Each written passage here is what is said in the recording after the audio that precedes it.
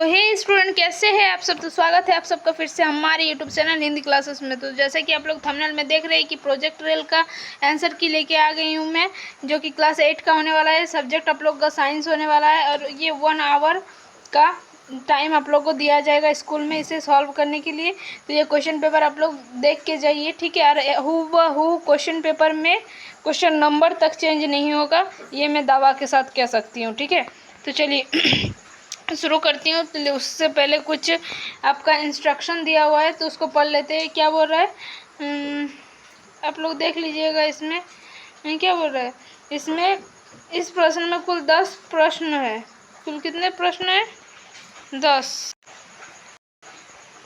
प्रश्न है, जिसमें से क्या बोल रहा है, कुछ ऑब्जेक्टिव है। कितने ऑब्जेक्टिव है? वस्तुनिष्ठ प्रश्न 1 अंक के है। और ये जो है आपको पढ़ लीजिएगा आप लोग। ये कुछ लघु उत्तरीय प्रश्न 2 अंक का, और सॉरी ये अति लघु उत्तरीय है। और लघु उत्तरीय जो है वो 3 अंक का, और दीर्घ उत्तरीय 4 नंबर का निर्धारित किया गया है, जिसमें से वस्तुनिष्ठ प्रश्न 1 से 5 तक है। अति लघु उत्तरीय प्रश्न 6 और 7 है। और क्या बोल रहा है, लघु उत्तरीय खाली 8 नंबर है। और दीर्घ उत्तरीय में क्वेश्चन नंबर 9th और 10th हो जाएगा। तो चलिए क्वेश्चन को शुरू करते हैं बिना ज़्यादा कुछ बोले। तो पहला क्वेश्चन क्या हो रहा है, बल में होता है। बल एक, आपको पहले याद रखना है कि बल एक कौन सी राशि है, सदिश राशि की अदिश राशि।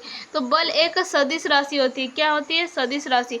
अब हम जानते हैं कि जो सदिश राशि होता है उसमें क्या होता है, परिणाम और दिशा दोनों होते हैं। क्या होते हैं? परिणाम और दिशा दोनों होते हैं। तो इसका ऑप्शन नंबर सी हो जाएगा। नेक्स्ट क्वेश्चन क्या हो रहा है, निम्नलिखित बलों में कौन संपर्कित बल का उदाहरण है। संपर्कित बल का उदाहरण कौन है इनमें? तो घर्षण बल हो जाएगा। Option number C is correct.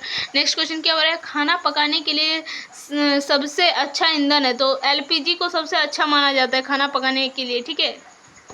Next क्या होता है, स्त्रियों में होने वाली मासिक स्राव का सामान्य अवधि क्या है? तो ये 28 दिन का होता है। क्या होता है? 28 दिन का, ठीक है। फिर क्या हो रहा है, टेस्टोस्टेरोन जो हार्मोन होता है वो किस में पाया जाता है? तो ये आप लोग आई होप शायद 6 क्लास से पढ़ते आ रहे होंगे कि ये सिर्फ लड़कों में होता है टेस्टोस्टेरोन हार्मोन, ठीक है। अब हम लोग कुछ वेरी शॉर्ट टाइप क्वेश्चन को देखते हैं और उसका आंसर को देखने का प्रयास करते हैं। तो पहला क्वेश्चन इसमें क्या दिया है कि बल को, नहीं सॉरी बल नहीं, दाब को परिभाषित करें और इसका एसआई मात्रक को लिखे। तो ये बहुत आसान क्वेश्चन दे दिया है आप लोग के लिए, सबके लिए आसान है। चलिए देखते हैं। तो देखिए इसका आंसर किस तरह से दिया है कि दाब को परिभाषित करने बोल रहे हैं। तो क्या लिखा है, देखिए दाब का परिभाषा देखिए, किसी सतह पर लगने वाले बल को उस सतह के क्षेत्रफल से विभाजित करने पर जो मान प्राप्त होता है उसी को हम लोग दाब कहते हैं। क्या बोलते हैं, किसी सतह पर लगने वाला जो बल होता है उसके सतह के क्षेत्रफल से अगर भाग दिया जाए तो जो मान प्राप्त होगा तो उसी को हम लोग क्या कहेंगे, दाब। दाब का एसआई यूनिट पूछ रहा है तो दाब का एसआई यूनिट पास्कल होता है, ठीक है। तो पास्कल, तो इसका इस टाइप का आंसर हो जाएगा। अब नेक्स्ट क्वेश्चन क्या बोल रहा है आपका, ईंधन के ऊष्मीयमान से आप क्या समझते हैं? ईंधन के ऊष्मीयमान से आप क्या समझते हैं? क्या लिख रहा है, किसी ईंधन के 1 किलोग्राम की पूर्णतः जलने पर जितनी ऊष्मा प्राप्त होती है उसे उस ईंधन का ऊष्मीयमान कहते हैं, कैलोरीफिक वैल्यू कहते हैं। क्या होता है, किसी ईंधन के 1 किलोग्राम को पूर्णतः अगर जलाएंगे तो उसमें जो ऊष्मा प्राप्त होता है उसी को उस ईंधन का ऊष्मीय मान कहते हैं, ठीक है।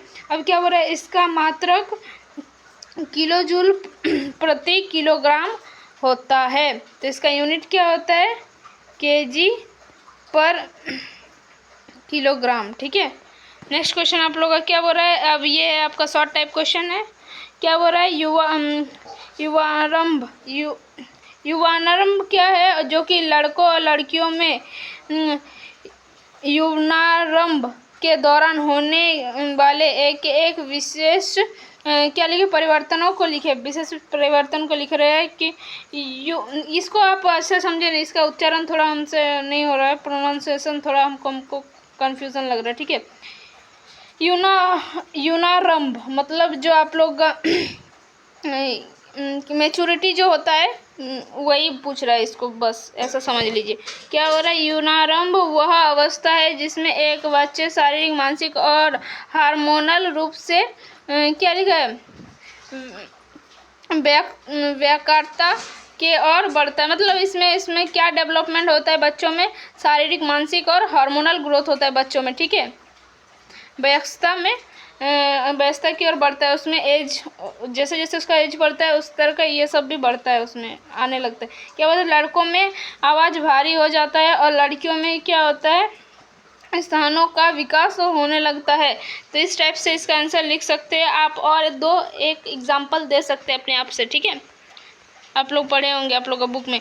अब हम लोग लॉन्ग टाइप का क्वेश्चन पढ़ने वाले हैं। क्या लिखा है, देखिए क्या लिख रहा है, हमारे शरीर को स्वच्छ एवं स्वस्थ रखने हेतु किन किन बातों को ध्यान रखना चाहिए, पढ़िए। क्या लिख रहा है, नियमित स्नान करें, साफ सुथरे कपड़े पहने, दांतों और नाखूनों की सफाई रखें, संतुलित आहार ले, समय पर भोजन करें और पर्याप्त नींद ले, नियमित व्यायाम करें, और क्या लिखा है, स्वच्छ के बाद हाथ धोना ना भूले। इस टाइप से अगर हम ये सारे रूल्स, ये सारे अगर गुण अपने अंदर लाते हैं तो हम स्वच्छ भी रहेंगे, हमारा शरीर स्वच्छ भी रहेगा और स्वस्थ भी रहेगा, ठीक है।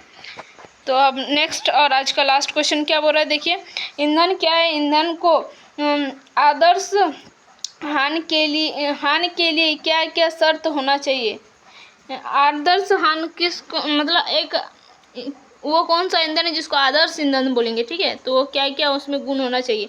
ईंधन वे पदार्थ है जो जलकर क्या देता है, ऊर्जा प्रदान करता है, ठीक है। तो हम लोग बचपन से ये पढ़ते आ रहे। एक आदर्श ईंधन का गुण, आदर्श ईंधन क्या बोलेंगे, अधिक ऊष्मीयमान होना चाहिए। क्या लिखे, कम धुआं पैदा करता हो, जो धुआं कम पैदा करता हो, जिसका ऊष्मीयमान अधिक हो, और वो सुलभ एवं सस्ता होना चाहिए, वो आसानी से प्राप्त हो, और ये सस्ता होना चाहिए, आसानी से परिवहन योग्य हो, मतलब इसे आसानी से ले जाया जा सके। और क्या लिखा है, सुरक्षित एवं आसानी से जलने वाला हो। तो ये सारा एक आदर्श ईंधन का होना चाहिए गुण, ठीक है। तो बस आज के लिए इतना ही, फिर मिलते हैं नेक्स्ट वीडियो में, तब तक के लिए बाय बाय, टेक केयर, जय हिंद, वंदे मातरम।